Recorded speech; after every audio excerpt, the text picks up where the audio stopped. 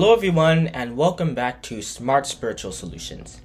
In this channel, we use the Bible to solve everyday problems and improve our overall lifestyle. The Bible is probably the most diverse book you could ever read, as it has everything that a Christian would ever need to live his life. Because everything in the Bible also carries an equal amount of importance, as it is all for us to learn from, as St. Paul told us in Romans chapter 15 verse 4. For whatsoever things were written aforetime were written for our learning, that we through patience and comfort of the scriptures might have hope.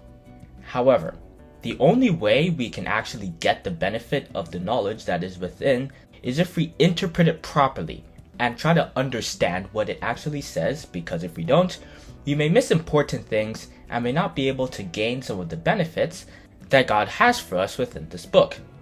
But let me just quickly give you an example of what happens when people misinterpret the scriptures and what kind of doctrines that they come to believe. For example, it is common knowledge in Christianity that Jesus Christ's second appearance is coming very soon, and that we should all get ready for this big upcoming event. However, what if I told you that Jesus Christ has actually already come? Why do I say this? Well, most Christians are waiting for a time when Jesus Christ will appear on earth physically and maybe take all the Christians to heaven or something else like that. However, in 2 Corinthians chapter 5 verse 16, we were told, "Wherefore henceforth know we no man after the flesh. Yea, though we have known Christ after the flesh, yet now henceforth know we him no more." So St. Paul is saying black and white here that Jesus Christ will not come in person during his second return. On top of that, in Matthew chapter 24 verse 2, Christ's disciples were asking him for signs of his return. And I mean, the question is, why would they be asking for signs if he knew that he was going to come in person? Because if that were the case, his physical appearance would be the sign, just like it was in those days as the sign of Jonah was, according to Luke chapter 11 verses 29 to 30. But they asked him for signs because it wouldn't be a physical appearance, so it would be signs that would be the only way of knowing whether he'd be here or not. And I could go on and on about this, but the bottom line is that when we misinterpret scripture, there are many important details that we might miss.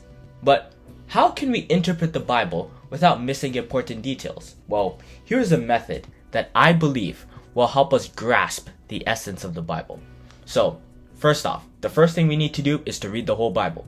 Some Christians may read John chapter 14 verses 1 to 3 and see a picture painted that, Jesus Christ will come down and it will be this magical thing and he'll take all the Christians up to heaven. If that's all we look at, then that's what we're going to believe. But if we look through the whole Bible and get an understanding of it, we will find that Jesus Christ was specifically talking about the apostles, and also said that the rest of us Christians will inherit the earth, if we read Matthew chapter 5 verse 5 and Psalms chapter 37 verse 11. And since many Christians only look at those few verses, many popular doctrines are only based on one or two verses, but by studying the whole Bible, we will be able to form a true image of what the Bible is really trying to sell. And we will also see that just because we may think that a verse says something doesn't actually mean that that's exactly what it's trying to say. And the Bible within itself also encourages such close study of the contents of the scriptures. Paul advised Timothy, "Study to shew thyself approved unto God, a workman that needeth not to be ashamed, rightly dividing the word of truth." And the second step of this method is to form a habit of checking all our beliefs with scripture. It's quite dangerous actually to just accept a doctrine like maybe rapture or the Trinity, just because most Christians believe that. But the Bible has never actually suggested that what is trendy or popular is what is true. As the Bible tells us, great men are not always wise, as Elihu said in Job chapter 32 verse 9. And Jesus Christ added in Matthew chapter 7 verses 13 to 14 that the broad or the wide way is actually the way to destruction, not life. Thus, to avoid being tossed around by every wind of doctrine, being careful with what we believe will keep us safe from deceit. John advised that we should test the spirits in 1 John chapter 4 verse 1, which is to determine biblically whether any doctrine we believe is from God or from the other side, Satan.